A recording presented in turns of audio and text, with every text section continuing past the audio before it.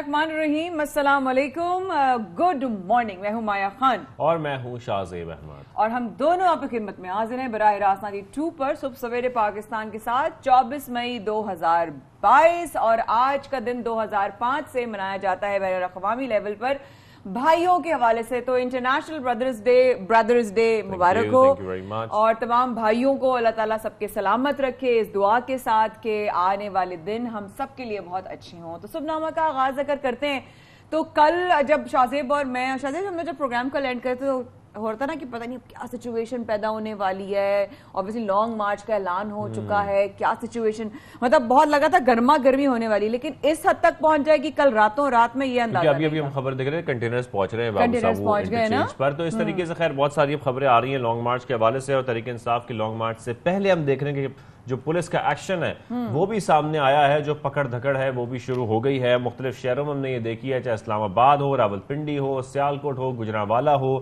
या फिर जो दीगर शहर है वहां पर छापे मारे जा रहे हैं। और इन छापों में हमने देखा कि जो पीटीआई कायदीन और मुतहरिक कारकुन है उनके घर में रात गए ये इस तरीके से छापे मारे गए। और ये भी कहा जा रहा है तकरीबन 150 मुख्तलिफ शहरों से जो कारकुन है पीटीआई के 150 से जायद हैं ये जिनको गिरफ्तार किया गया है मजमूई तौर पर। और मुख्तलिफ कारकुनान जो है वो भी इसमें शामिल है। एग्जैक्टली हमाद असर साहब के घर पर पीटीआई के इजलास की इतला पर पुलिस 2 बार पहुंची लेकिन रहनुमाओं में से किसी को गिरफ्तार ना कर सकी। शहबाज गिल ने उस्मान दार साहब के हवाले से बोला कि उस्मान दार साहब के घर पे आप क्यों गए हैं, वो तो मेरे साथ मौजूद हैं। इस तरह की 10 से ज्यादा कारकुनान जो हैं वो एहलकारों को उनके वो हाथ चढ़ गए। एजाज चौधरी, मियां महमूद रशीद, मियां असलम इकबाल के घरों पर भी छापे मारे गए। मजमूई तौर पर पुलिस ने पीटीआई के तकरीबन 150 से ज्यादा कारकुनान जो हैं वो पकड़ लिए गए हैं। और अगर आगे वाली बात करें 25 मई के हवाले से, बिल्कुल 25 मई को श्रीनगर हाईवे पर धरने की इजाजत मांगनी जरूरी थी जो कि मांग ली गई है पीटीआई की जानिब से। वहां पर धरना दिया जाना है जो कि जिसका ऐलान कर दिया गया है बकाया तौर पर। और लॉन्ग मार्च से निमटने के लिए हम देख रहे हैं कि वजारत दाखिला जो है वो भी मुशावरत कर रही है। प्लान ए भी तैयार किया गया है, प्लान बी भी तैयार किया गया है कि इन तमाम कारकुनान से कैसे निमटना है और कैसे निपटा जाए। इस्लामाबाद में रेड जोन की सिक्योरिटी भी सख्त कर दी गई है, फौज और रेंजर्स के हवाले कर दी गई है। ये फैसला किया गया है बकाया तौर पर। साथ में ये भी कहा जा रहा है कि रेड जोन में माया कंटेनर्स लगाए जाएंगे, जैसे कि हम देख रहे हैं कि लाहौर की साइड पे लग रहे हैं, ऐसे ही वहां पर भी रेड जोन में वहां पे भी लगाए जाएंगे। अच्छा ठीक है, उसको ऑब्वियसली बहुत सारे इंप्लीमेंटेशन हो रही हैं अभी। साथ साथ लाहौर से निकलने वाली पीटीआई कारकुनान को पकड़ने के लिए शहर के खारजी रास्तों पर पुलिस की जो है नफरी जो है वो बढ़ा दी गई है। यानी कि शाहजेब ने जिस तरह बताया कंटेनर्स आ रहे हैं, इस तरह पुलिस की नफरी को भी जो है इस वक्त बढ़ा दिया गया है। वहां पर इमरान खान साहब ने यह भी कहा कि मुल्क इस वक्त जो है वो इकोनॉमिकल क्राइसिस से गुजर रहा है, अपनी इस वक्त हमें पुरअमन एहतजाज करने की जरूरत है। इस तरह करके हम अपने मुल्क का जो इकोनॉमी जो है वो जाया कर रहे हैं, ये उनका मौक़िफ़ था।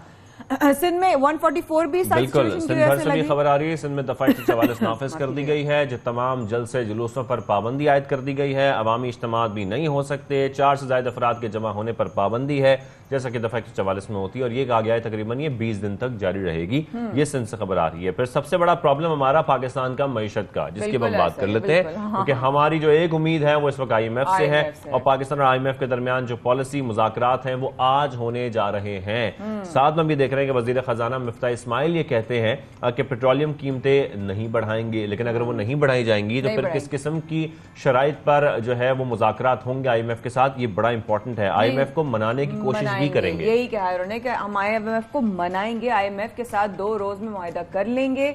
मजीद बोले इमरान खान हुकूमत ने जानबूझकर जो है वो बारूदी सुरंगें बिछाई हैं उनके बकौल, और पेट्रोलियम कीमतों में 150 रुपए तक का इजाफे का मुआहिदा किया। अब ये मुफ्ती साहब ने कल कहा और आगे कहा कि इमरान खान मुल्क की तरक्की के दुश्मन है, हमेशा जाती मफाद को तरजीह दी। लेकिन IMF को मनाना इतना आसान है वैसे? Shahzeb is going to be a challenge but he is taking it on and he is being very firm about it और बहुत कॉन्फिडेंट नजर आ रहे हैं कि मैं मनाकर ही आऊंगा। नया धरना फरागोगी को बचाने के लिए है, ये भी साथ में इफ्ता इस्माइल ने कल अपनी जो बड़ी उन्होंने धुआंधार किस्म की उन्हें प्रेस कॉन्फ्रेंस की। उस्मान गुजार ने जो है सीमेंट फैक्ट्री के 16 लाइसेंस बेचे, ये भी उन्होंने साथ में इल्जाम लगाया। खैर महंगाई की बात करें शाहजेब तो जरा डॉलर के बारे में भी हमें बता दें। डॉलर नीचे तो नहीं आता, तो खबरें तमाम होती हैं डॉलर के ऊपर जाने की। तो जैसे कि हम देख रहे हैं कि डॉलर की उड़ान ना थमी और वो ना थम रही है। और हम देख रहे हैं कि इंटरबैंक में डॉलर 1 रुपया 36 पैसे मजीद महंगा हो गया है और अब जो कीमत है नई वो 200 रुपए और 50 पैसे हो चुकी है। ओपन मार्केट में डॉलर 200 रुपए से ऊपर फरोख्त हो रहा है इस वक्त। तो नई हुकूमत आने के बाद से डॉलर 18 रुपए अब तक महंगा हो चुका है और अभी भी मुसलसल हम देख रहे हैं हर एक दिन बाद जो है वो ₹1.36 ₹1.24 जो प्राइस है वो बढ़ जाती है। तो इस तरीके से हम देख रहे हैं कि जैसे जैसे डॉलर बढ़ेगा तो इसका मतलब हमारे कर्ज में भी इजाफा होता जाएगा। कर्ज में भी इजाफा होता जाएगा। IMF की आप बताएं सूरत हाल वहां पर है, यहाँ पर डॉलर बढ़ रहा है। तो ये मेरा ख्याल है ये जो अगले 2 रोज है ना, इसके बाद जरा हमें कुछ और पता चलेगा हमारे इकोनॉमिकल साइड पर कि हम क्या स्टेबिलिटी देखते हैं। It's not going to be easy, yes, it's not going to be easy at all, because अभी आप देखें स्टेट बैंक ने जो है वो नई मॉनेटरी पॉलिसी का भी ऐलान कर दिया है। शाहजेब, मरकजी बैंक के मुताबिक शरह सूद में 150 पॉइंट्स का इजाफा किया गया। बिल्कुल 150 पॉइंट्स का इजाफा किया गया है और ये कहा गया कि अब इसके बाद शरह सूद 13.75% मुकर्रर की गई है, जबकि ये इजाफा आइंदा 1.5 माह के लिए किया गया है। और फैसला मौजूदा जो हम देख रहे हैं मुआशी सूरत हाल है उससे निपटने के लिए किया गया है, क्योंकि उसको मद्देनजर रखते हुए ही ऐसे फैसले करने पड़ रहे हैं इस वक्त मुल्क में। खास तौर पर जब हम करंट अकाउंट खसारे की बात करते हैं, अभी माया में ये बात कर रहे थे कि कुछ अर्से पहले की बात है करंट अकाउंट खसारा बहुत कम था, लेकिन अब 13.779 अरब डॉलर हो चुका है करंट अकाउंट खसारा। खैर, साथ में कुछ खेलों के मैदान का भी रुख करेंगे। सुबह सवेरे पाकिस्तान में शुभनामा इस वक्त जारी है और टॉप स्टोरी हम आपके साथ शेयर कर रहे हैं। तो हॉकी एशिया कप के इब्तदाई मैच में पाकिस्तान ने रिवायती हरीफ यानी कि भारत के साथ जो मैच खेला वो शानदार खेल इसमें पेश किया। एक एक गोल से ये मैच बराबर रहा। जबरदस्त जी, क्या बात है, मुबारक हो बाबा। और कौमी टीम अगला मैच आज मेजबान मुल्क इंडोनेशिया के खिलाफ खेलेगी। और साथ साथ अगर हम अगली खबर शुभनामा की आज की आखिरी खबर है तो ख्वाब पूरे करने की लगन हो तो कामयाबी ऑब्वियसली आपके कदम चूमती है। और इसमें कोई शक नहीं कि सिंध पुलिस के जवान शहीर आफरीदी ने थाईलैंड में मिडिल वेट एशियन बॉक्सिंग का टाइटल अपने नाम कर लिया। भाई क्या बात है। सिंध पुलिस से ताल्लुक भी है और साथ साथ ये ऐसे टाइटल भी जीत रहे हैं, तो हमारी तरफ से इनको बहुत मुबारकबाद। और ये कहा जा रहा है कि शहीर ने फाइनल में थाई बॉक्सर जो थे उनको शिकस्त दी, जिसके बाद उन्होंने ये टाइटल अपने नाम किया। तो कंग्रेचुलेशन शहीर। खैर, सुबह सवेरे पाकिस्तान में शुभनामा हो चुका है और प्रोग्राम का बाकायदा आगाज करेंगे पहले सेगमेंट से, क्योंकि पॉलिटिकल सिनेरियो ऐसा बना हुआ है। तो हम कोशिश करते हैं कि पॉलिटिकल बातें पहले हम कर लें। हम ये देख लें कि इस वक्त जो मुल्क में सियासी मुआशी सूरत हाल है वो किस तरफ जा रही है। कंटेनर्स कहाँ लग रहे हैं, छापे कहाँ पड़ रहे हैं, जो धरना दिए जाना है वो उसकी क्या तैयारियां हो रही हैं, उसकी इजाजत मांग ली गई है। दूसरी जानब हम ये भी देख रहे हैं कि हुकूमत की जानब से भी कुछ हिकमत अमली तैयार की गई है और प्लान ए भी तैयार हो रहे हैं, प्लान बी भी तैयार हो रहे हैं। अब रात की सूरत हाल अगर हम देख रहे हैं, सिर्फ रात की सूरत हाल नहीं शाहजेब, एक आम आदमी के तौर पर जो थोड़ा बहुत शऊर रखता है, मेरा तो चले बिल्कुल 0.4% होगा, लेकिन मैं समझती हूँ अगर कोई भी इंसान जो शऊर रखता है वो ये देखता है कि अखलाकियात का जनाजा निकल रहा होता है हर जगह से, हर बात पर। हमें सब कुछ करना चाहिए, हमें अपना फ्रीडम ऑफ स्पीच के राइट को भी इस्तेमाल करना चाहिए, हमें अपने पॉलिटिकल राइट्स को भी जो है वो इस्तेमाल करना चाहिए, और हर एक को हक हासिल है अपनी पसंद जाहिर करने का, अपना ख्याल जाहिर करने का। लेकिन उसमें हम वो लकीर, ये लाइन या जो एक हद और एक मार्जिन होता है ना, वो क्रॉस क्यों कर जाते हैं? क्या हम अच्छे तरीके से बात नहीं कर सकते? क्या तमाम लोग पढ़े लिखे नहीं हैं? अगर पढ़े लिखे नहीं है तो औहदे पे क्यों है? औहदे पे हैं बिकॉज वो पढ़े लिखे हैं। अगर उनको अल्लाह ने कोई मकाम दिया है या पब्लिक ने उनके ऊपर कॉन्फिडेंस दिखाया है तो फिर वाई इज दिस हैपनिंग? ये बिल्कुल आपकी बात वैलिड है। और खैर साथ में हम ये भी देखेंगे कि जिस तरीके से हुकूमत है, वफाकी काबीना का इजलास है वो भी हुआ है, और तरीके इंसाफ की लॉन्ग मार्च है, उस हवाले से उसमें जो बातचीत है उस पर गौर किया गया है। क्या होगा? बिल्कुल मुआशी सूरत हाल पर गौर किया गया है, लेकिन जो पूरी सूरत हाल है इस पर बात करनी है और हमें कुछ जानना भी है। तो हमारे साथ इस वक्त मौजूद प्रोग्राम में रुकन कौमी असम्बली अली गौहर बलोच साहब। अली गौहर बलोच साहब, आपको खुशामदीद करेंगे सबसे पहले पाकिस्तान में। सर, सबसे पहले तो हम आपसे ये सवाल करेंगे क्योंकि हमने ये सबसे पहले खबर दी है कि जिस तरीके से पीटीआई के कारकुनान और जो मुख्तलिफ लीडरान हैं उनके घरों पर छापे मारे जा रहे हैं, गिरफ्तारियां की जा रही हैं, 150 के करीब बताए जा रहे हैं अब तक कारकुनान को गिरफ्तार किया गया है। क्या ये सियासी इंतकाम का निशाना बनाया जा रहा है या क्या पॉलिसी अपनाई जा रही है? बिस्मिल्लाहिर्रहमानिर्रहीम।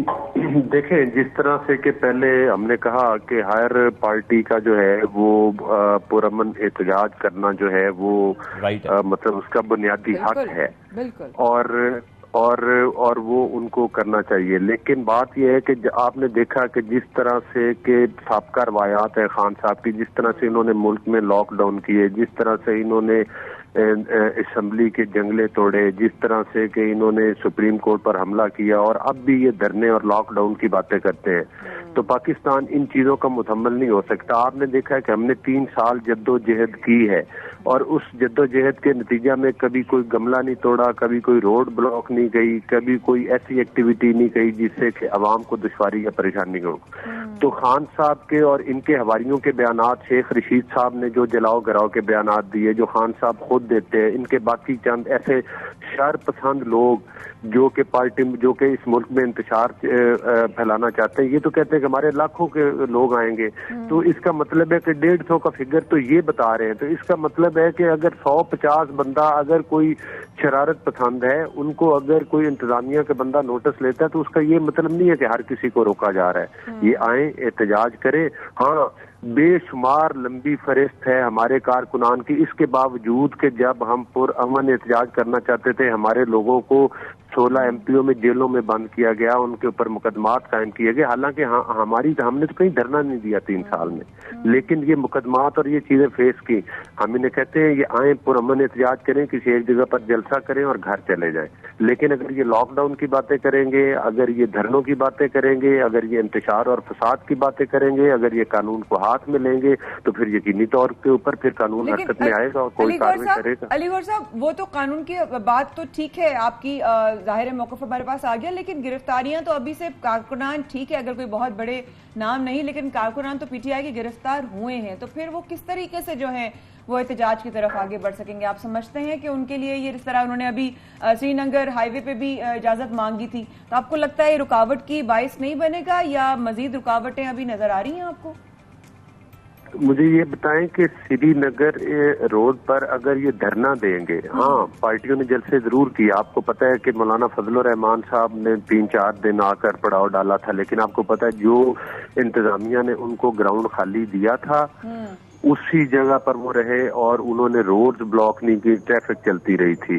बाकी पार्टीज भी यहाँ ट्रैफिक चलती रही थी। किसी ने एक दिन का किसी जगह पर मतलब है कि वो जलसा कर लिया, बड़े से बड़ा मजमा कर लें, आवाम इकट्ठी कर लें, लेकिन ये तो इंतशार की बातें करते हैं। और दूसरी गुजारिश ये है कि वो अगर पूरे ये लाखों हजारों कारकुनों की बात करते हैं, 150 तो जाहिर है फिर एजेंसीज के पास लिस्टें होती हैं कि जो कि बहुत ही शर पसंद लोग हों, तो उनको तो मतलब है कि जाहिर है अब मुल्क इस चीज का मुकम्मल तो नहीं हो सकता कि इसमें दोबारा से फिर वही आग लगाई जाए जो खान साहब की रवायत है। आपने देखा कि साबका दौर में जब एक मजहबी तंजीम ने एहतजाज किया तो इनकी इंतजामिया ने सीधी गोलियां मारी उनको, और आपको पता है कि उनके कई कारकुनान शहीद हुए और जख्मी भी हुए। तो ये तो मतलब है कि बिल्कुल फाशिस्ट मेंटेलिटी के लोग हैं जो कि लोगों की जानों की इनके नजदीक कोई अहमियत नहीं है। और लेकिन अली गौहर बलोच साहब, अभी तो खदशा था कि शरपसंदी के चांसेस हैं, उस खदशे की बुनियाद पर भी गिरफ्तारियां और छापे मारना शुरू कर दिए गए। अभी तो धरना शुरू ही नहीं हुआ, अभी तो उन्होंने कुछ किया ही नहीं, उससे पहले ही गिरफ्तारियां शुरू हो गई। लेकिन अब इसके बाद खौफ जो है वो सही हो गया ना साहब। बिल्कुल, इसका मतलब है कि तो पहले से उनको बता दिया गया कि जी हम इस तरीके से क्रैकडाउन करेंगे। अभी तो धरना उनका शुरू नहीं हुआ था। दूसरी जानब आप ये कह रहे हैं कि उनको खुलेआम इजाजत दी जाएगी, उनका राइट है एहतजाज करने का, तो फिर तो दोनों बातों में जो है वो तजाद है। नहीं, बिल्कुल कतई तौर पर तजाद नहीं है। मुझे ये बताएं कि किसी भी पॉलिटिकल पार्टी के एक शहर में हजारों लोग होते हैं। अब फैसलाबाद है, आपको पता है यहाँ पर 10 MNA की सीटें, मुझे बताएं मेरा ताल्लुक फैसलाबाद से, कितने लोग गिरफ्तार हुए हैं इधर से? मतलब है कि एक MNA जब इलेक्ट होता है तो वो लोग 1.5 लाख से ऊपर उसका वोट होता है, हजारों कारकुन होते हैं। कोई भी पॉलिटिकल पार्टी, बड़ी पॉलिटिकल पार्टी हो, तो कहां पर मतलब है कि इनके लोगों को पकड़ा गया। और आप रिकॉर्ड निकलवाएं, ऑन रिकॉर्ड हम मीडिया पर बता सकते हैं कि हमारे सैकड़ों लोगों को पाबंदी सलासल किया गया, 16 MPO में उनको अंदर बंद किया गया। मुझे आज भी याद है कि मेरी तहसील से एक बेचारा था बंदा, वो अपनी एक कैंसर ज़दा वालदा के दवाई लेने जा रहा था और उसको इन्होंने मतलब है कि जेल में बंद कर दिया था और 10 दिन के बाद हमने उसकी जमानत करवाई थी। इस तरह की सैकड़ों मिसालें हैं। लेकिन आप देखेंगे कि इनके पुरअमन एहतजाज को हम नहीं रोकेंगे, लेकिन ये तो नहीं है कि मुल्क इन शरारती लोगों के स्पुर्द कर दें कि एक दफा से फिर से ये पूरे मुल्क में आग लगा दे। ये वही लोग हैं कि जिनकी वजह से चाइना का जो प्रेसिडेंट का विजिट था वो 1 साल लेट हो गया था। और असम्बली के इर्द गिर्द और सुप्रीम कोर्ट ऑफ पाकिस्तान के इर्द गिर्द कब्रें खोदी गई थी। इस शलवारें और कपड़े लटकाए गए थे जंगलों के ऊपर, पीटीवी के ऊपर हमला किया गया। साहब, हम थोड़ी सी नून लीग की हिकमत अमली में समझना चाह रहे हैं। पहले असेंबली तहलील करने की बातें हो रही थी, जब लॉन्ग मार्च का ऐलान हो गया उसके बाद हमने देखा कि अब नून लीग जो है वो मुद्दत पूरी करने की बातें कर रही है और ख्वाजा आसिफ की बातें भी यकीनी तौर पर आपको मालूम होंगी। इस वक्त नून लीग की हिकमत अमली अब क्या है, क्या करने जा रही है, मुद्दत पूरी करेगी या क्या प्लानिंग है आप लोगों की आगे की? देखिए, बात यह है कि जाहिर है कि दो किस्म की तजावीज जो थी वो डे वन से, मतलब है कि जो मुत्तहिदा पहले हमारी ऑपोजिशन थी, अब मुत्तहिदा हुकूमत है, तो दो किस्म की तजावीज चल रही थी बिलखसूस नून लीग में। एक ये थी कि हम खुद, हमारे कायद और बाकी पार्टी की भी सीनियर लीडरशिप की ये राय थी कि हम लोग तो खुद इलेक्शन में जाना चाहते थे और पाकिस्तान के मसाइल का असल हल इसी में हम समझते हैं कि जाहिर है कि जो गवर्नमेंट जो है वो पूरी अपना मैंडेट अवाम से लेकर आए और अक्सरियत के साथ आए, तो उसके लिए ज्यादा ईजी है। जिस तरह से इन्होंने मुल्क में करप्शन के जरिए मुल्क की मईशत को तबाह किया है, बर्बाद किया है, और महंगाई है जो थमने का नाम नहीं लेती और चीजें मुआशी तौर पर आउट ऑफ कंट्रोल हो गई हैं, जो 4 साल के अंदर इन्होंने इस मुल्क की हर तरह से तबाही की, मईशत की और करप्शन के जरिए पाकिस्तान को लूटा। तो उसमें हमारी बिल्कुल ये राय थी, लेकिन अब मुशावरत के बाद ये चूंकि इन्होंने तो आकर फौरन धमकियां लगाना शुरू कर दी और इन्होंने कहा कि ये तो जनाब हम एहतजाज करेंगे, तो लेकिन इसके नजदीक ये चैलेंज भी था। इमरान खान ललकारते थे कि इनसे मुल्क नहीं चलेगा, लिहाजा कायद मियां मोहम्मद नवाज शरीफ साहब ने, मरियम नवाज साहबा ने इनका चैलेंज कबूल किया है और हमने इनका चैलेंज कबूल करते हुए जो है ये मुद्दत पूरी करने का फैसला किया है, ताकि ये जो बात, और इंशाअल्लाह ताला इस मुद्दत में भी हम पाकिस्तान को स्टेबिलिटी की तरफ लेकर जाएंगे। हमारी दुआएं हैं कि पाकिस्तान स्टेबिलिटी की तरफ आए। बहुत शुक्रिया अली गौहर बलोच साहब हमारे साथ मौजूद थे। सबसे पहले पाकिस्तान में शाहजेब माया को दी छोटे से वक्त की इजाजत। देखते हैं कि मुल्क के लिए क्या कौन किरदार अदा करता है, लेकिन जो भी होगा वो पाकिस्तान के लिए अच्छा होगा।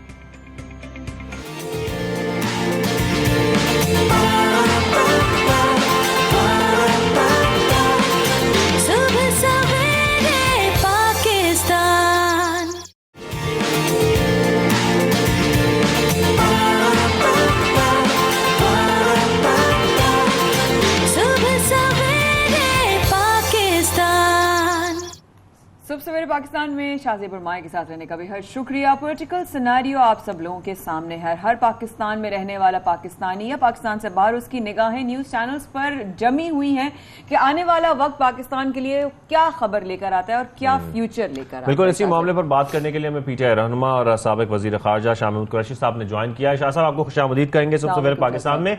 शाह साहब, पकड़ धकड़ चल रही है, कंटेनर्स लग रहे हैं, गिरफ्तारियां हो रही हैं, डराया धमकाया जा रहा है, आप क्या समझते हैं धरना कामयाब होने जा रहा है पीटीआई का? इंशाअल्लाह हमारा इरादा पुख्ता है।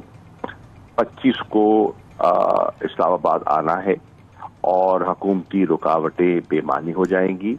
इमरान खान खुद लीड करेंगे इंशाअल्लाह। खैबर पख्तूनख्वा से, आजाद कश्मीर से, गिलगित बल्तिस्तान से एक बहुत बड़ा रेला इस्लामाबाद की तरफ रुख करेगा और पुरअमन तरीके से आगे बढ़ेंगे। कानून को हाथ में ना हमने लिया है ना लेने का इरादा है। तसादुम हमारी सियासत नहीं है। पुरअमन एहतजाज हमारा कानूनी आईनी हक है।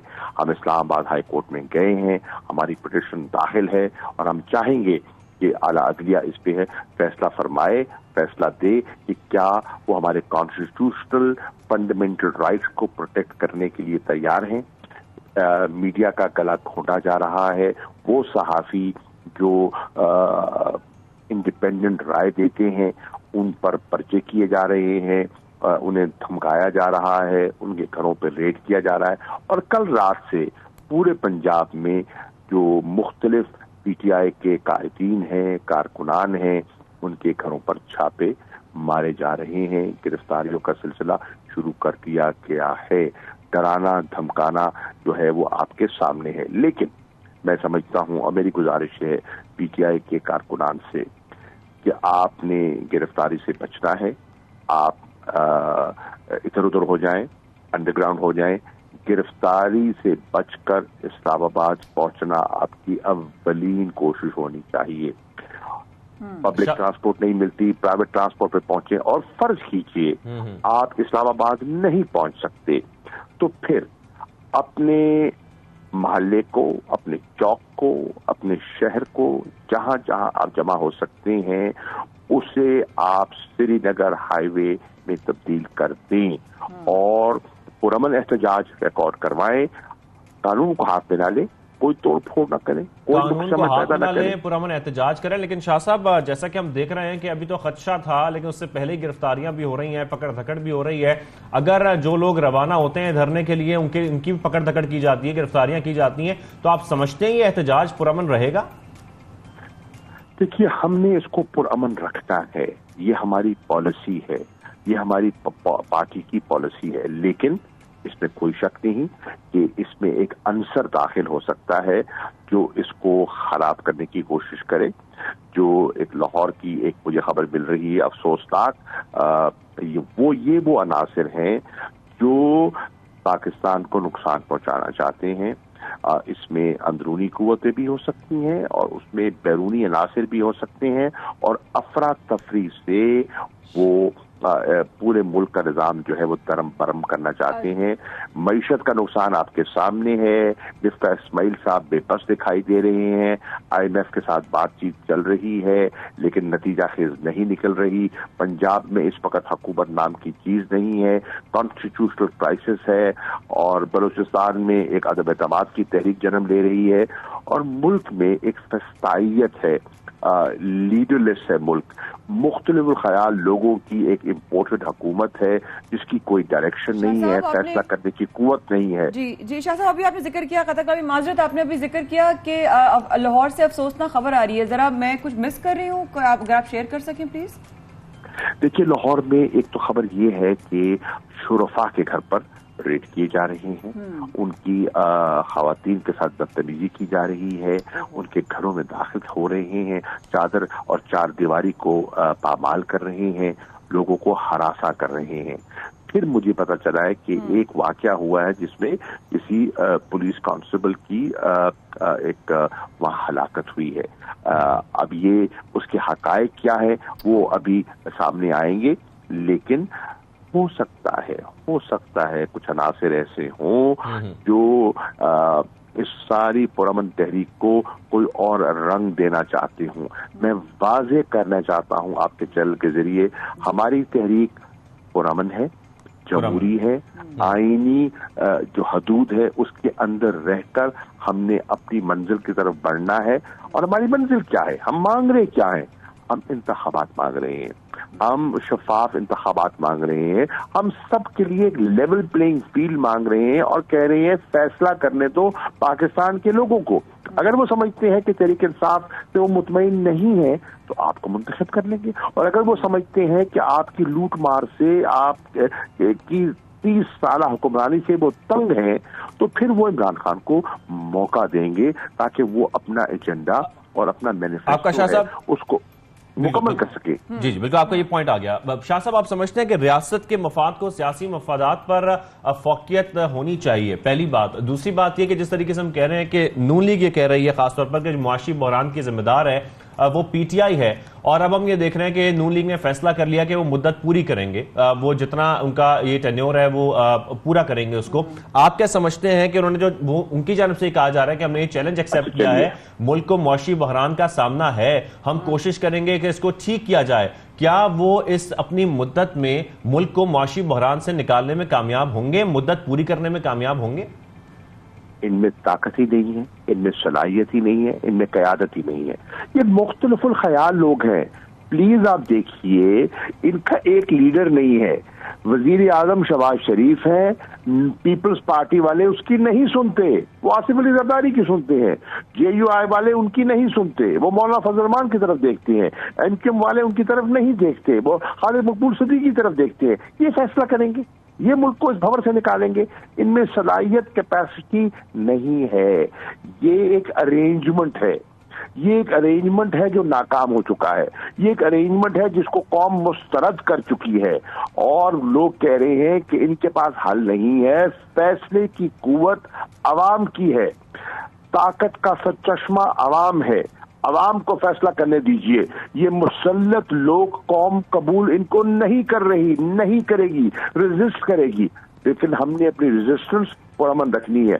ये गिरफ्तार कर रहे हैं पीटीआई के कारकुनों को कि इन्हें समझ नहीं आ रही कि ये तहरीक इंसाफ तक महदूद नहीं रही, ये पाकिस्तानियों की तहरीक बन गई है, ये पाकिस्तान की खुद मुख्तारी खुददारी की तहरीक बन चुकी है, ये गैर मुल्की गुलामी से आज़ादी की तहरीक बन चुकी है और उसमें तहरीक इंसाफ का होना लाजिम नहीं है, पाकिस्तानी होना लाजिम है, चाहे वो मुल्क के अंदर है या मुल्क के बाहर है।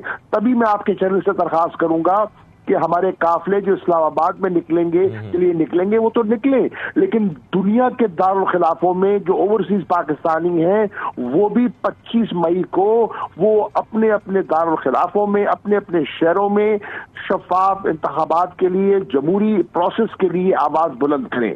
आपका कमेंट हमारे पास आ गया। शाहमूद कुरैशी साहब, बहुत शुक्रिया, आपने हमें ज्वाइन किया। बहुत शुक्रिया। शाहमूद कुरैशी साहब ने कहा कि इस हुकूमत में ताकत ही नहीं है कि पाकिस्तान को इस बहरान से निकाल सके। अगर टेन्योर कंप्लीट हो भी गया, लाहौर से जो उनको खबर आई, उन्होंने कहा कि अभी ये बड़ी अफसोसनाक खबर है, लेकिन साथ साथ ये बात उन्होंने कही कि जो कारकुनान हैं वो बचें गिरफ्तारियों से, किसी तरीके से भी 25 को वो पहुंचे। बहरहाल देखते हैं, 25 अब ज्यादा दूर नहीं है, कुछ घंटे ही रह गए हैं 25 तारीख को शुरू होने में। सफे के बाद रहेगा हमारे साथ सुबह सवेरे पाकिस्तान में बहुत कुछ। Please do stay with us.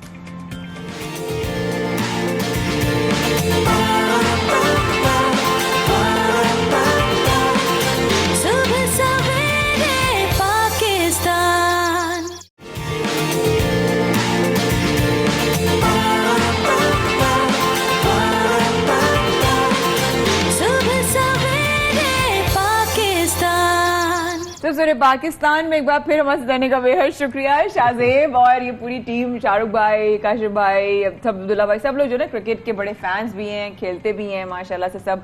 तो इन लोगों के साथ रह रह के मैं भी बहुत कुछ सीख गई हूँ और क्रिकेट के बारे में जब कोई बात होती है तो मैं भी सिर्फ सुन रही हूँ, कान लगा के क्या बातें हो रही है, कुछ सीखने को ही मिल जाएगा।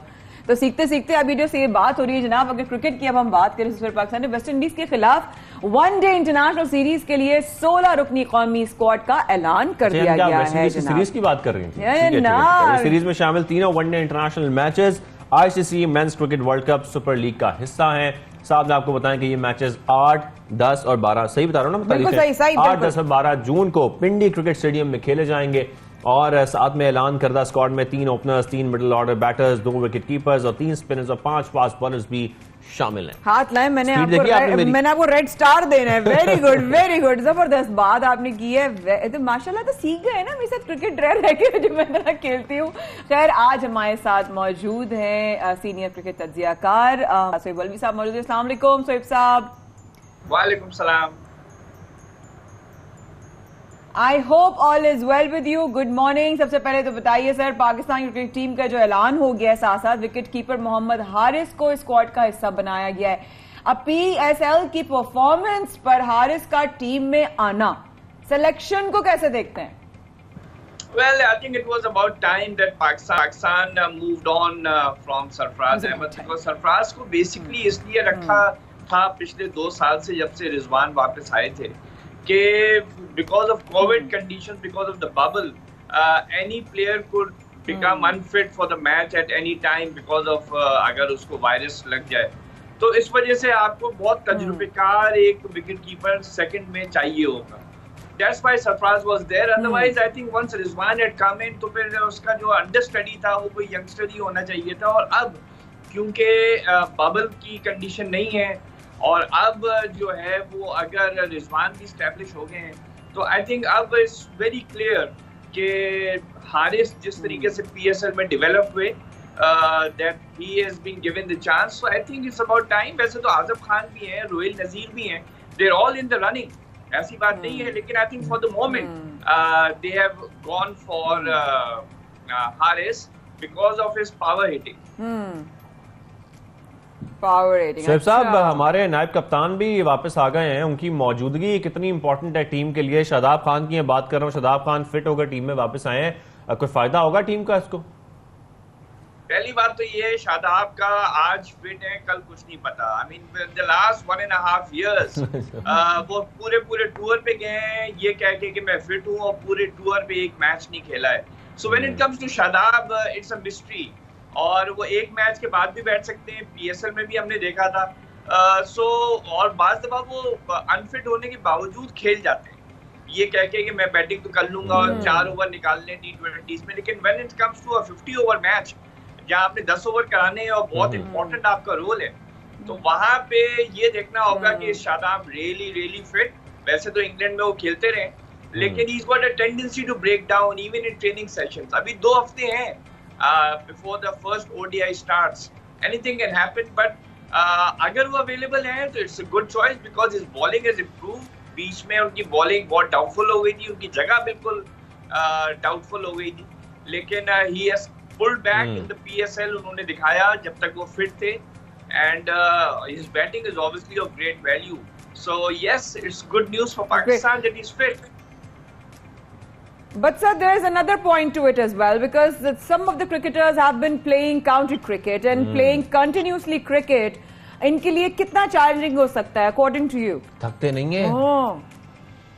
देखिए, इट वर्क्स बोथ वेज। एक तो ये हो जाता है कि जब क्रिकेटर खेलता हुआ एक और मैच में आता है तो उसका एक मोमेंटम बना होता है, बिकॉज क्रिकेटर्स काफी दफा इसीलिए रेस्ट नहीं लेते हैं।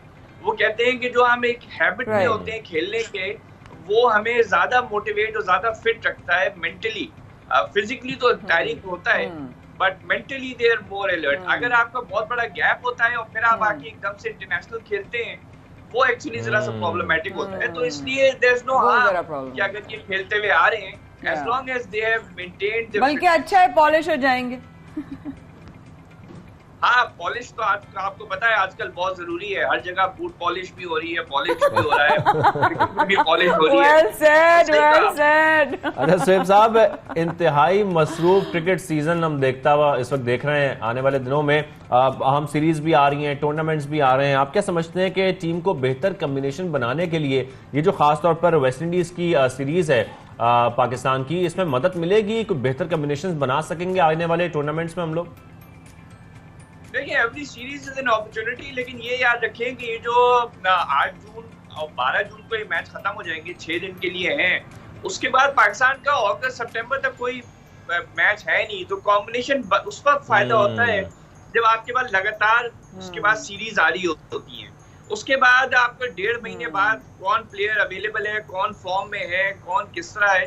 So but still every series, जैसे मैंने कहा, is an opportunity, and why not. I think इस फॉर पाकिस्तान अपना बेस्ट कॉम्बिनेशन ही ट्राई कर रहा है। बल्कि उनके पास ऐसी सिचुएशंस आ गई हैं कि शान मसूद जो पीएसएल के बाद इंग्लिश काउंटी क्रिकेट में इतने फॉर्म में थे, वो जगह नहीं बना सक रहे हैं because of Abdullah Shafique and Fakhar Zaman and Imamul Haq at the top.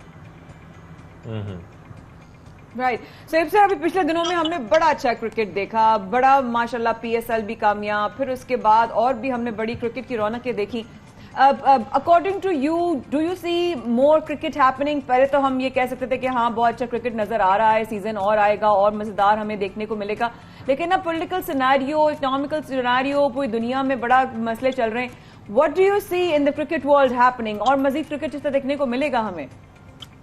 हाँ, ये मिलेगा बिकॉज क्रिकेट की अपनी दुनिया है, अपनी इकोनॉमिक्स है, अपनी स्पॉन्सरशिप्स है, their finance, they don't depend on the nation's economy unless आपके पास लोकल स्पॉन्सर्स हो। तो जो इंटरनेशनल टूर्नामेंट्स हैं वो तो ग्लोबल स्पॉन्सर्स ने उठाए हुए हैं, और उनके पास इतना पैसा है कि अगर एक इकोनॉमिक डाउनटर्न भी आता है, so they are not affected. These are very large conglomerates. Global scale तो कोई प्रॉब्लम नहीं है, लेकिन लोकल स्केल के ऊपर जैसे लास्ट टाइम भी हमने बात की थी, श्रीलंका हो गया, अगर उनका लोकल स्पॉन्सर है और वहाँ की इकोनॉमी का ये हाल है कि उनकी प्रोडक्ट्स एंड सर्विसेज नहीं बिक रही हैं, व्हिच मींस रेवेन्यू नहीं आ रहा है, व्हिच मींस एडवर्टाइजिंग अफेक्ट होगी, वहाँ पे लोकल लेवल पे कुछ हो सकता है। लेकिन इस वक्त जो पाकिस्तान के पास भी स्पॉन्सर्स हैं और जो ग्लोबल भी हैं, दे इन इलास्टिक सप्लाई है उनकी प्रोडक्ट्स एंड सर्विसेज की, वो इकोनॉमी से इतनी अफेक्ट नहीं होती है। आपको चाहे तो फिर भी पीना है, आपने गाड़ी चलाना है, पेट्रोल तो बिकना है।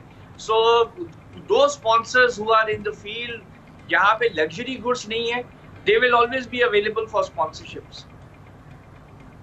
क्योंकि हम स्पेशली अगर पाकिस्तान की बात कर लेना, श्रीलंका तो खैर सर एक तरफ, पाकिस्तान के संग मुआशी हालात कुछ ठीक नहीं है, यहाँ पर भी हालात हम आगे कुछ मुश्किल देख रहे हैं, खासतौर पर इस्लामाबाद रावलपिंडी की तरफ। तो आप समझते हैं कि सीरीज तमाम और आने वाली क्रिकेट जो है वो कामयाबी से हो सकेगी, ठीक हो सकेगी?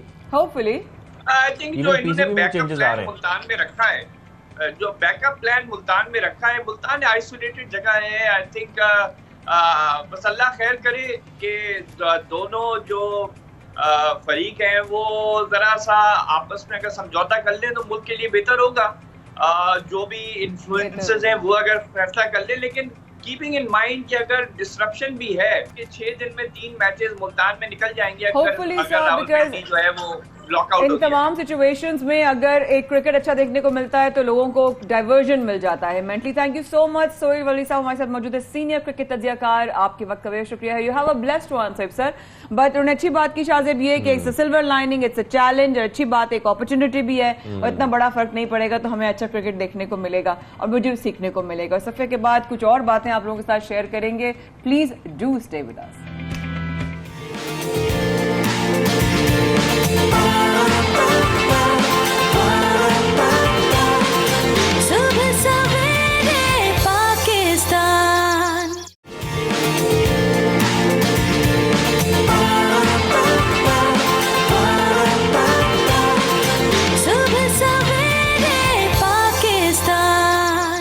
सबसे पहले पाकिस्तान में शाज़ेब और माया के साथ एक बार फिर रहने का शुक्रिया। शाज़ेब, मैंने सीट बेल्ट बांध ली है, अब जरा बताएं अब पहली हमारी फ्लाइट कहाँ जा रही है? बिल्कुल, पहली फ्लाइट ही हमारी फ्लाइट के अंदर की ही खबर है, तो आपको वही खबर बताते हैं। फ्लोरिडा जाने वाली परवाज में एक खातून ने एक सेहतमंद बच्ची को जन्म दिया जिसका नाम स्काई यानी कि आसमान रखा गया, और उसकी एक वजह थी क्योंकि उसको दौरान परवाज जन्म दिया गया, इस वजह से उसका इनाम रखा गया। साथ में यही बताया जा रहा है कि क्योंकि तिब्बी इमदाद फौरी तौर पर देनी थी, उसकी फराहमी के लिए फौरी तौर पर जहाज को उतार लिया गया करीबी एयरपोर्ट पर, ताकि मंजिल से पहले उतार लिया गया, क्योंकि जाहिर बात है बच्ची को उस वक्त जरूरत थी, वो बहुत इंपॉर्टेंट था, लेकिन इसी वजह से बच्ची का नाम ही स्काई रख दिया गया है। क्या बात है, सो क्यूट। तस्वीर भी कितनी पालीची लग रही है ना, क्यूटी सी बिल्कुल एकदम से।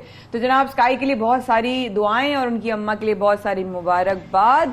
और बच्चों से ही मुतालिक एक और खबर, मगर बच्चा हो तो ऐसा हो कि पूरे खानदान की दावत साथ कर दे। बहुत सही कह रही हूँ, गलत कह रही हूँ? बिल्कुल, अगर उसको वो खुद नहीं खा सकता इतने सारे बर्गर्स तो फिर सबकी दावत कर ले वो, क्योंकि अमेरिका से ये खबर है और टेक्सास से ये खबर है, जहां केल्सी गोल्डन नामी खातून के बच्चे ने, जिसकी उम्र सिर्फ और सिर्फ 2 साल है, वो मोबाइल यूज करता था, गेम्स खेलता था, कैमरा इस्तेमाल करता था, लेकिन उसने अचानक एप्लीकेशन खोली और 31 बर्गर्स ऑर्डर कर दिए, बड़ी मशहूर फ्रेंचाइज। आपको याद है शायद हमने पहले भी इस तरह की खबर की थी कि खातून जो है उन्होंने सिस्टम ऑन छोड़ दिया था और उन्होंने अपने उनके बेटे साहब ने उनके क्रेडिट कार्ड पे पता नहीं कितने लाखों की शॉपिंग कर ली। जब सामान सारा घर पे आया तो उन्होंने यही कहा कि ये तो सामान मैंने ऑर्डर नहीं किया। 31 बर्गर, हमें पता होता तो हम पहुंच जाते और बिल्कुल तकलीफ नहीं होने देते 31 बर्गर्स की।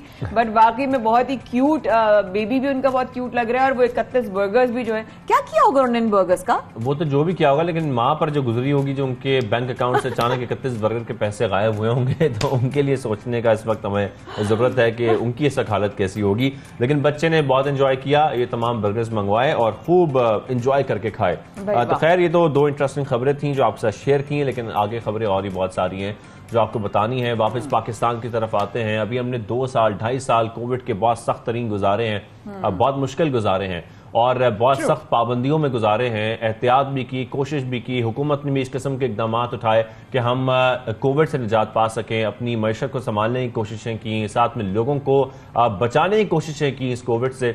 लेकिन अब एक और बीमारी का जिक्र हो रहा है, और वो जिक्र हो रहा है मंकी पॉक्स का।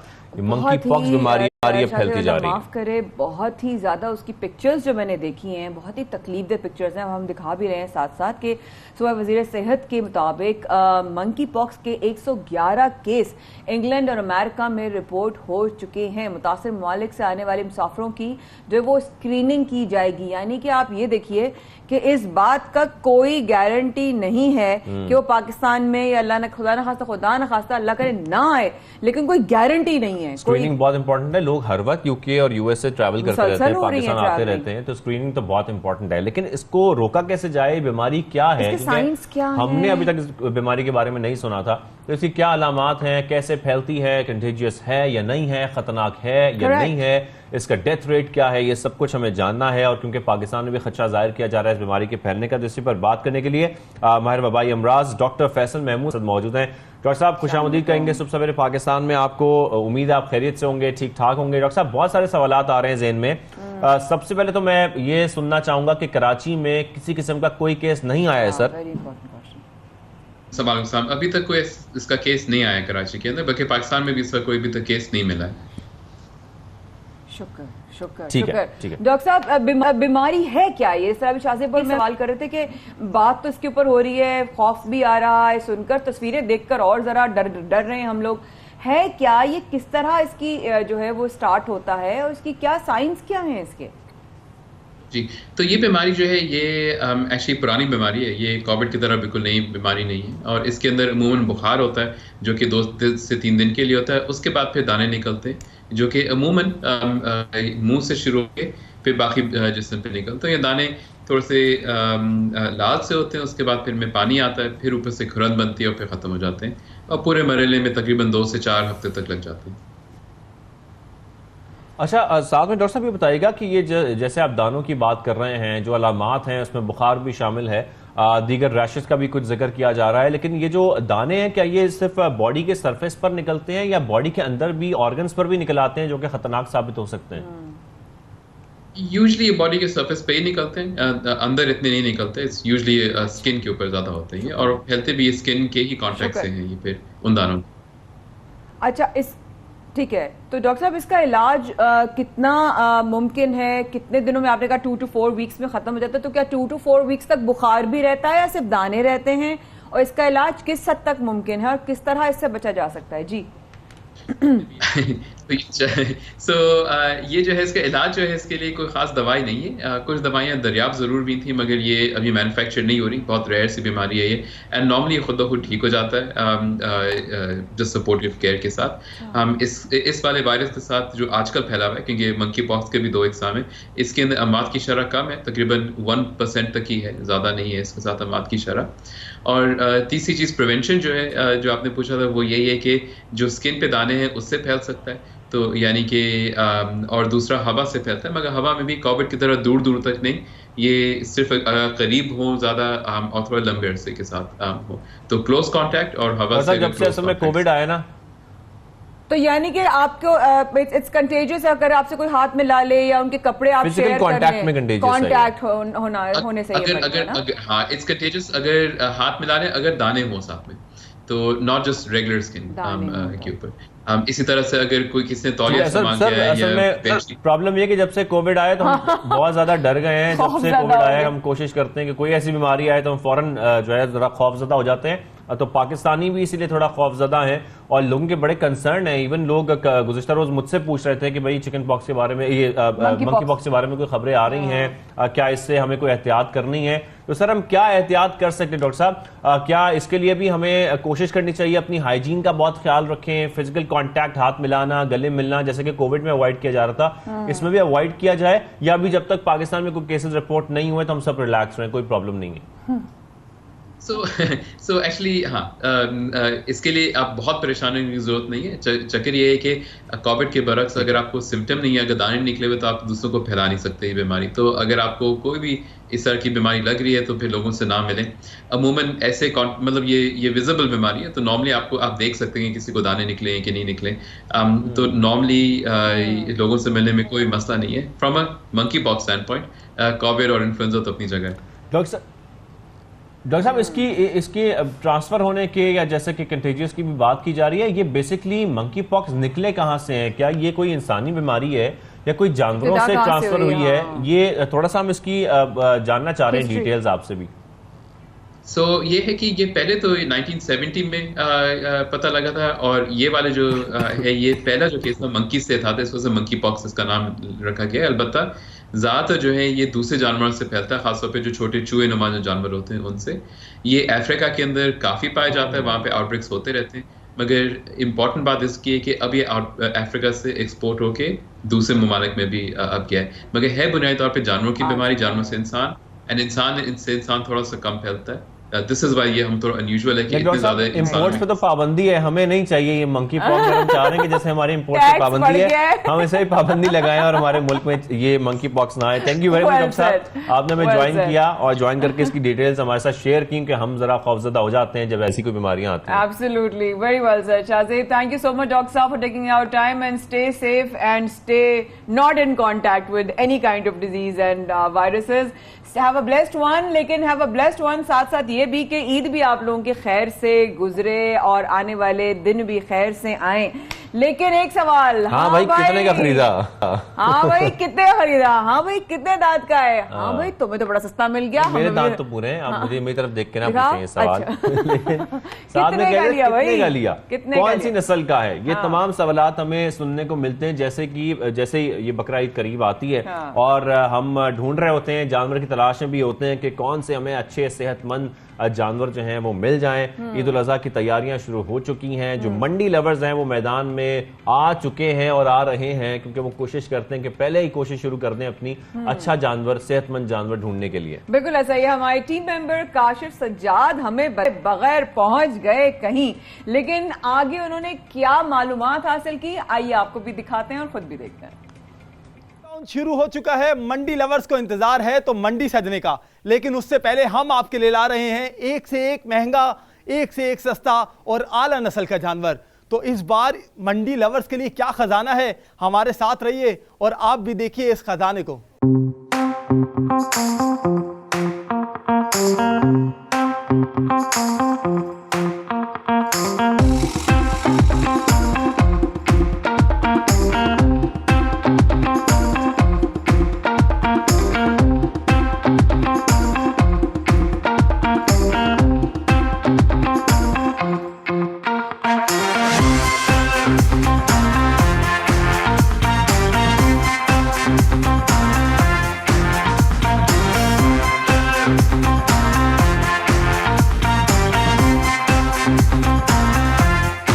मेरे साथ कैटल फार्म के मालिक मोहम्मद फ़हीम कुरैशी साहब मौजूद हैं, ज़रा उनसे जानते हैं कि कौन कौन से जानवर हैं और इस दफ़ा उनकी कीमतें क्या हैं। अस्सलाम वालेकुम, कैसे फ़हीम भाई? वालेकुम सलाम, अल्लाह का शुक्र, आपकी दुआ। ये बताएं कि इस वक्त कौन कौन से जानवर हैं इस दफ़ा हमारे पास और क्या कीमतें हैं? जानवर हैं माशाल्लाह ये सारे आपके सामने मौजूद हैं और कीमतों के लिहाज से ये है कि ये जानवरों को हमने बड़ी तरीक़ेकार से पाला हुआ है, वैक्सीनेशन हुई हुई है इनकी, और अभी कितनी ख़तरनाक बीमारी थी, बीमारी से बचाव के लिए हिफाजती इंतज़ामात इनके पूरे करें, वैक्सीनेशन की हुई है इनकी बिल्कुल बाकायदा।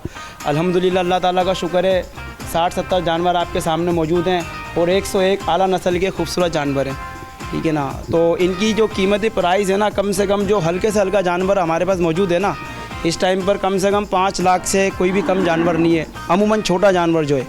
बाकी आप ऊपर जा सकते हैं 8-10 लाख 15 लाख इस लेवल के जानवर है। बाकी हल्का जानवर इसमें सिर्फ और सिर्फ हमारे पास 4-5 लाख से कोई भी कम जानवर नहीं है। 4-5 लाख वाली बात हो रही है, लाखों की, बेचारे हज़ारों लोगों के पास नहीं है।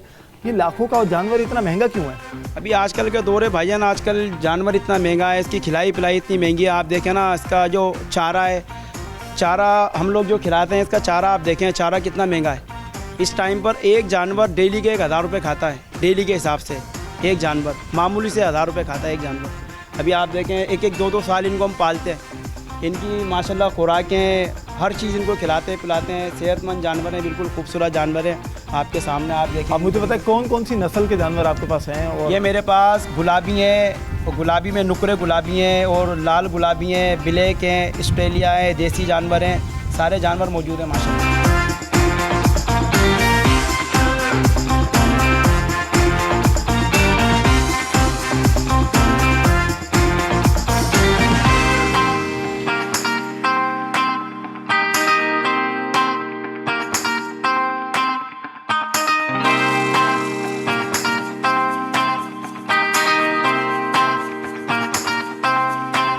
अच्छा, हर साल ऑस्ट्रेलियन नस्ल की बड़ी बात होती है, मुझे ये बताएं कि क्या ये ऑस्ट्रेलिया से मंगवाए जाते हैं जानवर? नहीं, ऑस्ट्रेलियन जानवर यहीं हम लोग अपने जो ये हमारा फार्म है, यहीं हम लोग इनकी पैदाइश करवाते हैं और यहीं इनको पालते हैं। ऑस्ट्रेलिया से मंगाने में तो वो बहुत महंगे पड़ जाते हैं, यहाँ पर हम इनको रखते हैं, यहाँ पर इनको खिलाते पिलाते हैं, इनकी बहुत देखभाल होती है, बहुत ज़्यादा देखभाल होती है, तो इस वजह से ऑस्ट्रेलिया के जानवर की ज़्यादा कीमत होती है। अच्छा, मंडी लवर जो है ना वो ब्राह्मण के बड़े दीवाने होते हैं और कुछ लोग ऑस्ट्रेलियन के बड़े दीवाने होते हैं। आपकी नज़र में दोनों जानवरों में फ़र्क क्या है और दोनों में अहमियत क्या है, ज़्यादा अहम कौन है?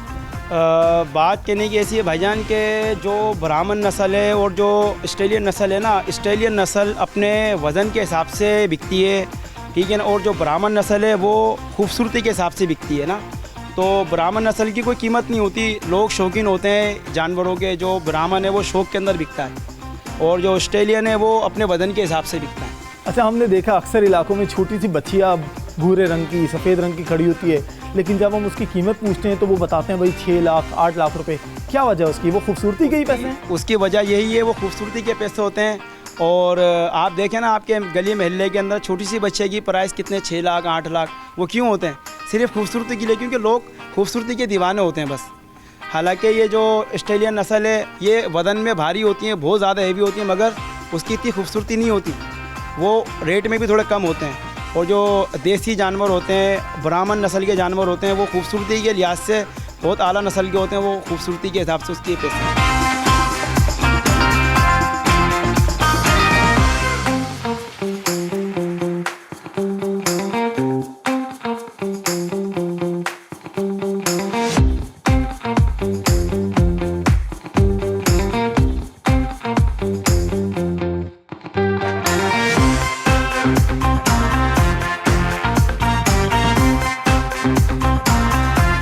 अगर मंडी लवर हैं, कोई सेल्फीज़ लेना चाहते हैं इन प्यारे जानवरों के पास, जाहिर सी बात है सबके पास इतने पैसे तो नहीं है, तो क्या वो आ सकते हैं? उसके तो पैसे नहीं है। बिल्कुल, हमारे फार्म के दरवाजे खुले हैं, आप आएँ, वीडियो बनाएं, तस्वीर बनाएं, कोई मसला ही नहीं है।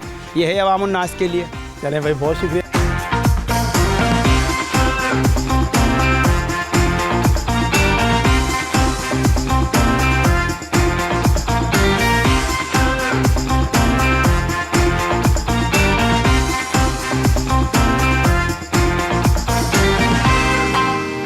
तो भाई महंगे ही नहीं, कुछ सस्ते जानवर भी हैं। मेरे साथ फार्म के केयर टेकर हैं तनवीर साहब, उनसे पूछते हैं कि भाई कितने सस्ते जानवर हैं उनके पास, कैसे हैं आप?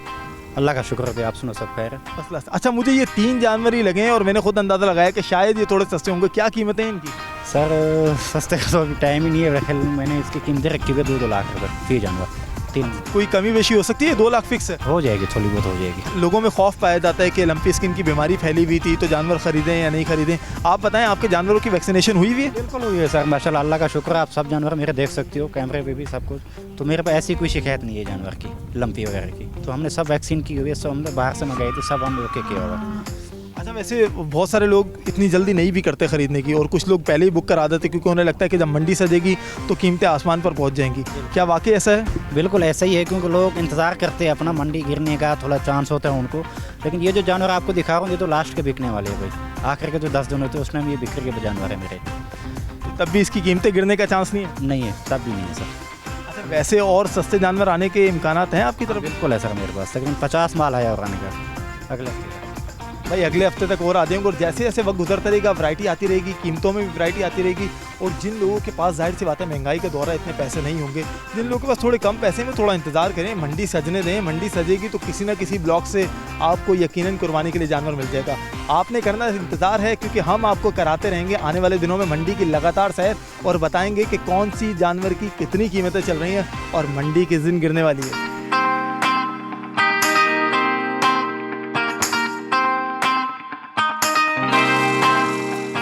तो भाई मैंने इब्तिदा में मंडी लवर्स की बात की थी, मंडियां तो अभी सजी नहीं, तो फार्म का रुख कर रहे हैं मंडी लवर, और मेरे साथ कुछ कज़न्स मौजूद हैं जो काफ़ी लंबा सफ़र तय करके आए हैं एक फार्म में, और उनसे जानते कि भाई उन्हें कोई जानवर पसंद आया। कैसे हैं आप? मैं ठीक, अल्लाह का शुक्र। आप सुनाए कैसे हैं? मैं बिल्कुल ठीक हूँ। कोई पसंद आया? जी बहुत अच्छे लगे यहाँ जानवर, बहुत कैटल फार्म में अच्छे लगे, लेकिन महंगे बहुत हैं यहाँ जानवर। तो क्या लग रहा है, नहीं खरीद पाओगे? अब किस्मत की बात है, सब नसीब का सौदा होता है। देखिए अब अगर जो नसीब पे होगा मिल जाएगा। भाई मंडी लवर्स जैसे ही मंडी का सीज़न आता है वो घर से निकल पड़ते हैं, बस बार बार एक ही आवाज़ सुनने को मिलती है, हाँ भाई कितने का लिया?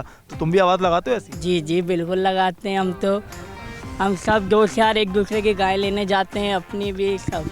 अच्छा लगता है जब सुजुकी पे जानवर लगा हुआ और एक भारी जानवर नजर आ रहा है और लोग पूछते हैं हाँ भाई कितने का लिया? वही तो अच्छा मूवमेंट होता है जब सुजुकी में जाओ चढ़कर फिर जानवर लेकर आओ, और सौदे का जब करीब होता है सौदा हो जाए फिर वो तो अलग ही अच्छा होता है। भाई वाह भाई वाह, सौदा हो जाए वो बिल्कुल ईद का समा होता है कि क्योंकि व्यापारी से बहस करना ये तो वही जानता है जो वाकई में मंडी जाता है। मेरे साथ और बच्चे भी हैं, इनके भाई हैं, कज़न हैं, इनसे पूछते हैं कैसे हो?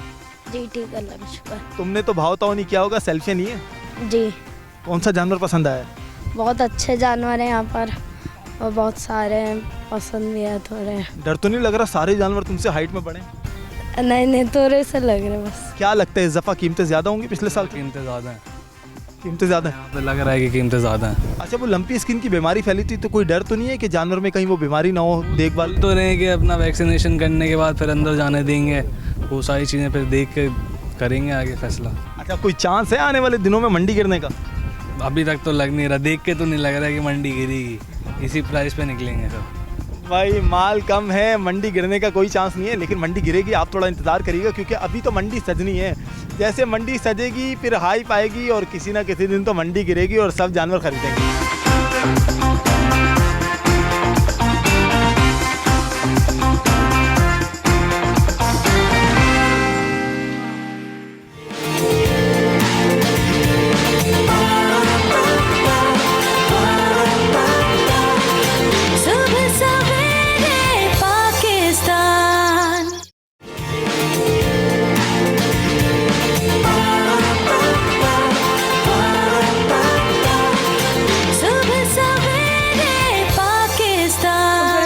में एक बार फिर रहने का बहुत शुक्रिया। प्रोग्राम के आगाज में मैंने आज के दिन का जिक्र किया था, 24 मई, जो कि 2005 से ग्लोबली इंटरनेशनल लेवल पर ब्रदर्स डे के हवाले से मनाया जाता है। और मैंने शुरू में शाहजेब को, पूरी टीम को, अपने भाइयों को, दुनिया में जहां जहां मेरे मुंह बोले भाई हैं उन सबको मैंने हैप्पी ब्रदर्स डे विश किया। लेकिन क्या ये कहना गलत होगा कि आज के दिन एक ऐसा ग्रुप जो कि भाइयों की तरह, बाप की तरह, दोस्त की तरह, साथी की तरह, हमदर्द की तरह, गमखार की तरह, एक सपोर्ट की तरह, एक पिलर की तरह एक दूसरे के साथ खड़ा हो जाता है। मैं बात कर रही हूं एक ऐसे ग्रुप की जिसका नाम है सोल ब्रदर्स, और वो भी आज के दिन जो ग्लोबली ब्रदर्स डे मनाया जा रहा है, वो आज के दिन में मेरे ख्याल सबसे ज्यादा हकदार हैं, जिनको आज का दिन हम ये विश करना चाहते हैं कि आपको ब्रदर्स डे हम शाहजेब और मेरे दोनों की तरफ से बेहद मुबारक हो। जो काम आप कर रहे हैं, जो मैंने शाहजेब ने और शाहरुख भाई ने सब ने मुझे बताया है, मेरे पास अल्फाज नहीं है शाहजेब। वाकई भाइयों का रिश्ता निभा रहे हैं, लेकिन कैसे? हम आज आपके साथ एक स्टोरी शेयर करेंगे और सबसे पहले स्टोरी के बारे में जानते हैं, फिर सोल ब्रदर्स में से कुछ जो उनके लोग हैं वो भी हमें ज्वाइन करेंगे, उनके एडमिन भी ज्वाइन करेंगे, साथ में उनके मॉडरेटर भी हमारे साथ होंगे, उनसे भी हम बात करेंगे। लेकिन पहले हम जिस कैरेक्टर से आपका तारुफ कराने जा रहे हैं, ये ऑनलाइन फूड सर्विस में जो है वो इस वक्त जो है काम कर रहे हैं और मोहम्मद फाद इनका नाम है। नौजवान है ऐसे जो कि मिसाल बने बहुत सारे लोगों के लिए। बताया जा रहा है जो इनकी स्टोरी है कि जब ये छोटे थे, तकरीबन 2-2.5 साल के, तो एक्सीडेंट में इनका एक बाजू जाया हो गया था और उसके बाद इनके लिए बड़ा मुश्किल हो गया, जारी बात है, लेकिन फिर भी इन्होंने पढ़ाई जारी रखी। तकरीबन इन्होंने पढ़ाई भी की और साथ साथ ये कोशिश भी करते थे रोजगार कमाने की। अब इनके लिए जो सबसे बड़ी प्रॉब्लम थी वो ये थी कि अगर फूड डिलीवरी करनी है तो बाइक चलानी है, लेकिन बाइक कैसे चलानी है, उसके लिए आपको दोनों बाजू चाहिए। लेकिन सोल ब्रदर्स का जो हम जिक्र कर रहे हैं वो इसलिए कर रहे हैं कि सोल ब्रदर्स ने मिलकर इनके लिए एक ऑटोमेटिक बाइक का अरेंजमेंट किया, जो ये एक बाजू से भी ऑपरेट कर सकते हैं, उसको चला सकते हैं। तो हम सबसे पहले आपकी मोहम्मद फाद से मुलाकात कराते हैं और उनकी स्टोरी जानते हैं और आपसे शेयर करते हैं। अस्सलाम वालेकुम, कैसे हैं आप? कैसे आप? ठीक ठाक हैं? जी सर, अल्हम्दुलिल्लाह। मुस्कुराता चेहरा माशाल्लाह। फहद, मैंने इतनी बातें सुनी हैं सोल ब्रदर्स ने जो आपके साथ किया, आपके लिए किया, और जो लोगों के लिए वो कर रहे हैं, यकीन माने अगर इस तरह एक दूसरे की ताकत बने लोग ना, तो वाकई में हमें कोई नहीं हरा सकता। बेशक मैम, कोई नहीं हमें हरा सकता, कोई नहीं हरा सकता। फाल, इसके हलाल कमाना, मोटरसाइकिल चलाना आसान नहीं होगा आपके लिए, कैसे ये सब कुछ हुआ, प्लीज बताएं ना। ये मैम, मैं छोटा था, तकरीबन 2.5 साल का था और मेरा रोड एक्सीडेंट हुआ था, जिसके दौरान मेरी मौके पर जो है हाथ कट गया था बाजू।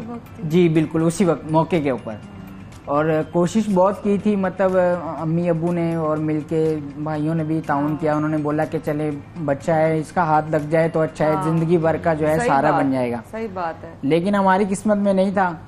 तो उसके बाद ये है कि मैंने फिर जो है पढ़ाई शुरू की, अम्मी अब्बू ने मुझे पढ़ाया और बहुत ही जो है उन्होंने मुझसे लाड प्यार से पाला, भाइयों ने भी।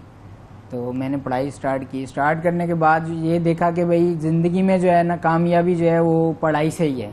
अगर मैं पढ़ जाऊंगा तो कामयाब हो जाऊंगा, अगर नहीं पढ़ूंगा तो उससे कामयाब नहीं होऊंगा।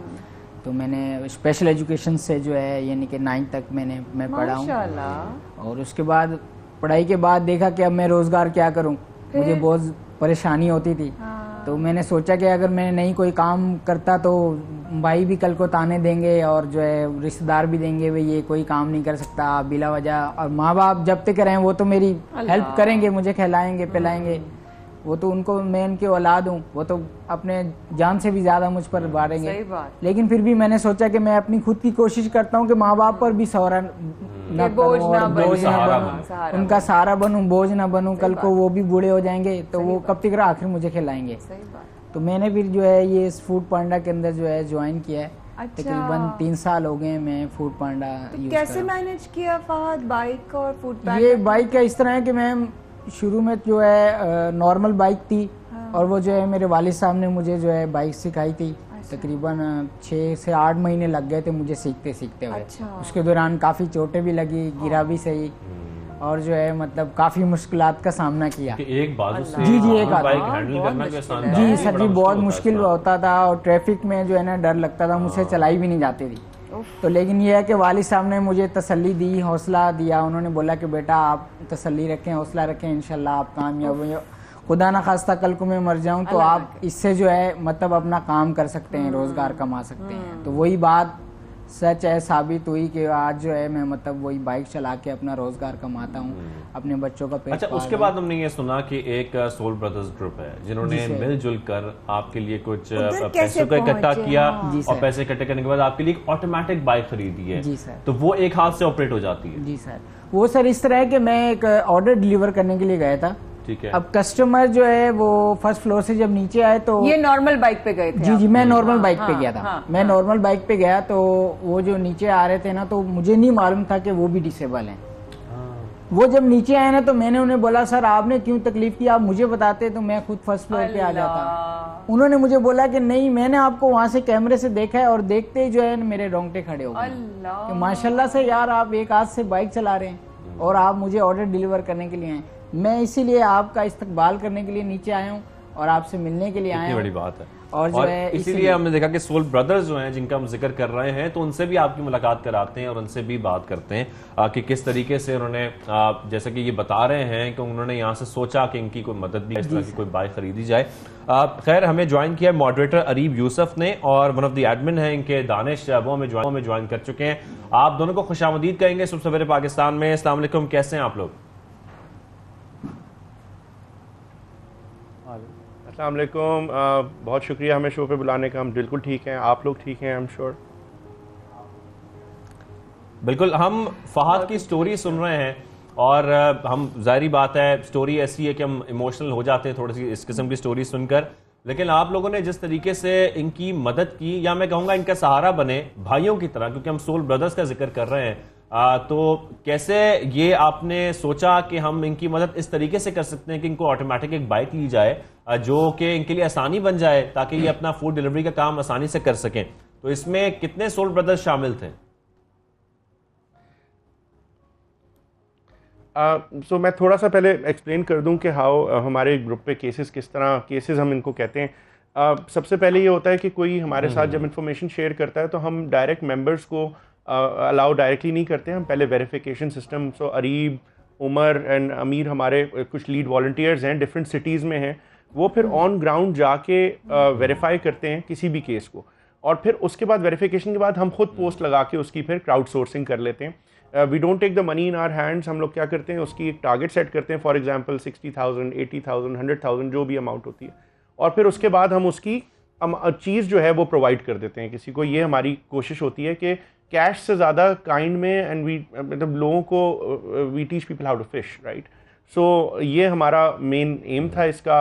Areeb is our lead volunteer, इसके साथ उमर भाई हैं, अमीर भाई हैं, ऑन ग्राउंड इस तरह के बहुत से और वॉलंटियर्स हैं, जो हसन अंसारी वगैरह, जो ऑन ग्राउंड काम करते हैं। एंड फिर ऑब्वियसली जब इनसे मिले, वेरीफाई किया, और फिर वी डिड दिस। इस तरह के तकरीबन महीने के हम लोग 30 to 40 केसेस अप्रूव्ड लेवल पे हम लोग करते हैं। And this is not the only thing we do, but अल्हम्दुलिल्लाह ये बाहर किसी तरीके से आ गया, बट यूजुअली हम लोग अलाउ नहीं करते कि हमारे ग्रुप की कोई चीज़ बाहर जाए। बट थैंक सो नाइस के, अल्लाह का शुक्र कि इसकी एक पॉजिटिविटी, और फहद ने भी माना कि वो चाहते हैं कि अपनी स्टोरी बताएं। आई थिंक ये बहुत अच्छी बात है उनकी, और बहुत हिम्मत चाहिए इस चीज़ के लिए। मैं यही देख रही हूँ कि जिस तरीके से आप लोगों की बारे में मैंने सुना, ग्रुप का नाम तो सुना था मैंने ऑफ कोर्स, और इस तरह से एक सोल सिस्टर्स ग्रुप भी है, लेकिन जिस तरीके से आप लोगों की मैंने आप लोग मदद कर रहे हैं, कोई रास्ते में अगर कोई, शाजिद मुझे बता रहे थे कि कोई रास्ते में अगर किसी को गाड़ी बंद हो जाती है तो वहां पर जिस इलाके में सोल ब्रदर्स में होता है वो पहुंच जाता है, किसी का कोई फ्यूल खत्म हो जाता है तो वहां पे जो इस इलाके में सोल ब्रदर्स से होता है वो पहुंच जाता है। मतलब मैं हैरान हूं कि मतलब शुक्राना है, obviously I am so grateful कि इस तरह के सोल्स हैं अभी हमारे आसपास जो एक दूसरे के लिए बेलॉस किसी गर्ज के बगैर जो है वो खड़े हो जाते हैं एक दूसरे के साथ। प्लीज डू गाइड अस के अगर कोई अभी आपको देख रहा है वो आप तक कैसे पहुंच सकता है? बहुत अच्छा सवाल। और सबसे पहले एक चीज़ खाली अगर आप इजाज़त दें तो मैं ऐड करना चाहूँगा कि हमारा जो हेल्प का नेटवर्क है वो खाली मर्दों तक नहीं है, and we are not some anti women group. ये चीज़ क्लियर करना बहुत ज़रूरी है। हमारे ग्रुप के ऊपर वुमेन ऑर्फनेज के सपोर्ट केसेस भी आते हैं। हमारे ग्रुप के ऊपर बहुत सी बहनें हमारे इनबॉक्स में हमें रीच आउट करती हैं थ्रू आवर पेज। उनको भी हम कोशिश करते हैं किसी भी, और हेल्प की नेचर खाली कैश नहीं होती, हेल्प की नेचर खाली केसेस नहीं होते। सो अगर कोई ग्रुप को ज्वाइन करना चाहता है, इट्स वेरी सिंपल। आप जब सर्च करेंगे तो सोल ब्रदर्स पाकिस्तान का फेसबुक पेज आपको मिलेगा, उस पे आप हमें इनबॉक्स कर सकते हैं। और ग्रुप जो है वो it's only for men, but you can follow us on our Facebook page, soul brothers Pak official हमारा पेज आपको मिल जाएगा फेसबुक पे। वहीं से आप हमारा ग्रुप भी ज्वाइन कर सकते हैं। It's a close group. We also have a website. थोड़ा सा अरीब से ये जान लें कि अरीब ये जो फहद की बेसिकली स्टोरी थी, हमारी ऐप भी अब एक टेस्टिंग फेज में है, बट इसमें किस तरीके से आप लोगों ने फंड्स इकट्ठे किए इनके लिए, ऑटोमेटिक बाइक के लिए? Wow, okay. तो बेसिकली ये था कि फ़हद वाले जो केस के अंदर फ़हद जो थे, इनकी एक वीडियो हमारे पास क्लिप आई थी जिसको देखते हुए, अब बाज़ वक़्त ऐसा होता है कि कोई चीज़ आ जाती है, उसका इतना ज़्यादा उसकी हाइप हुई हुई होती है कि उसको गैदर करना, उन चीज़ों को करना बड़ा मुश्किल होता है। तो फ़हद की जब वीडियो हमारे पास आई तो मैं क्रेडिट इसके अंदर अपने वॉलंटियर्स को दूंगा, सोली जो अपने घर के कामों को छोड़ के उसके बाद या अपनी जॉब्स के बाद हमारे साथ मिलके इन केसेस को वेरीफाई करते हैं। तो सबसे पहले उमर भाई और अमीर भाई इस केस में सबसे आगे थे, जिन्होंने जाके फ़हद से रब्ता भी किया, इनको अपने पास बुलाया और इनकी तमाम चीज़ें वेरीफाई करके हमें रिपोर्ट किया। और उसके बाद फिर इंशाअल्लाह ताला जिस तरह इनकी मदद की है ऐसे ही हम लोग आगे भी करेंगे। और फिर इनको वेरीफाई करने के बाद अगले ही दिन अपने सारे काम उन्होंने छोड़े, अपने अगले दिन जाके इनको बाइक दिलाई और फिर उसके बाद कल इनको तमाम चीज़ें हैंड ओवर भी कर दी। बिल्कुल ठीक, ज़बरदस्त। अच्छा फ़हद, बहुत सारी बातें अभी इन्होंने बताई हमें, लेकिन अब फ़हद एक बहुत बड़ी मिसाल बन चुका है सोल ब्रदर्स की। मैं कहूँगी कि आप उनके सफ़ीर बन गए हैं ताकि नज़र आए लोगों को किस तरीके से ये ग्रुप माशाल्लाह अल्लाह की रज़ा हासिल करने के लिए, दुआएं लेने के लिए। लेकिन फ़हद का सफ़र आसान नहीं था, फ़हद का सफ़र बचपन से भी आसान नहीं था। फ़हद का इस तरह जाने जाना भी मैं समझती हूँ, जिस तरह वो कह रहे हैं ना कि हर चीज़ मदद पैसों से नहीं होती, जिस तरह नफ्सियाती तौर पर इंसान जिन दुखों से, जिस तकलीफ से, जिस चैलेंज से गुजरता है, मैं चाहती हूँ कि लोगों को पता चले फ़हद के अपने दर्द क्या हैं, अपने चैलेंजेस क्या हैं। वो आपकी बात बिल्कुल ठीक है। सबसे पहले तो मैं ये कहना चाहूँगा तमाम दोस्तों से कि मैं मतलब 3 साल में फूड पांडा के अंदर काम कर रहा हूँ ना। मैंने एक वीडियो पहले भी बनाई थी फूड पांडा की तरफ से, तो उस पर मैम क्या हुआ कि लोगों ने मेरी पोस्टें लगाना शुरू कर दी और मेरे नाम पर ही सदका खैरात चंदा इकट्ठा करने लग गए, पैसा लेना शुरू कर दिया, जबकि मुझे इस चीज़ का कोई मालूम नहीं है। उसके अलावा मुझे तकरीबन 2 दिन के बाद एक कॉल आया, एक भाई ने मुझे बोला कि सर आप जो हैं डिसेबल हैं, तो सर मैं आपके लिए क्या मदद कर सकता हूँ। मैंने उनसे यही रिक्वेस्ट की, मैंने कहा सर मुझे एक ऑटोमेटिकली बाइक चाहिए और जो है सिर्फ उसी की मुझे ज़रूरत है, बाकी किसी चीज़ की नहीं है, बाकी अल्हम्दुलिल्लाह मैं खुद की मेहनत करके कमा सकता हूँ। उन्होंने बोला ठीक है। 2 दिन का उन्होंने मुझे टाइम दिया। मैंने अपना घर का रेंट पे मेरा घर है, मैंने उसका बिजली का बिल दिया और जो है अपना NIC दिया। तो 2 दिन बाद पता चला कि मुझे एक कॉल आया, उसने बोला कि यार आपको बाइक मिल गई है। मैंने कहा सर मुझे तो नहीं मिली। तो उन्होंने बोला कि आपके नाम पे इशू हो चुकी है और आपके नाम पे बाइक मिल चुकी है, आपको क्यों नहीं मिली। मैंने कहा सर आप अभी आ सकते हैं, मैं प्रूफ देने के लिए तैयार हूँ। मेरे पास तो ये नॉर्मल दोस्त की बाइक है जिसके ऊपर जो है मैं अपना काम कर रहा हूँ, सर मुझे तो बाइक नहीं मिली। जब को मैंने उन्हें कॉल किया, मैंने कहा सर आपने मुझे 2 दिन का टाइम दिया था, आपने बोला था कि आपको मैं बाइक दे रहा हूँ, मेरी बाइक कहाँ गई सर। बोला यार वो मुझसे फ्रॉड हो गया है और जो है ना उन्होंने मेरे पैसे भी ले लिए हैं और मुझे बाइक भी नहीं दी है और जो है मैंने उनसे कोई बात नहीं की। यकीनन मुझे बहुत दुख हुआ। उसके बाद जब मैंने पोस्ट पढ़ी, पोस्ट पे देखा कि मेरे नाम पे तो चंदा लिया जा रहा है, ज़कात सदका खैरात लिया जा रहा है, जबकि मैंने तो आज दिन तक, यकीन करें मैडम, मैं ऑर्डर देने जाता हूँ, खुदा की कसम लोग मुझे देखते हैं, बोलते हैं बेटा आपको किसी चीज़ की ज़रूरत हो आप हमें बोलें। ब्रदर्स ने मिलकर जिस तरीके से ऑनेस्टली ये सारा काम किया है, we really appreciate them. Thanks Fahad, आप हमारे पास यहाँ पर पहुंचे। आप यहाँ पर शो का प्रोग्राम का जो वक्त है वो खत्म हो चुका है। इंशाल्लाह कल आपसे मुलाकात होगी। माया मुझे इजाजत दीजिए, अल्लाह हाफ़िज़।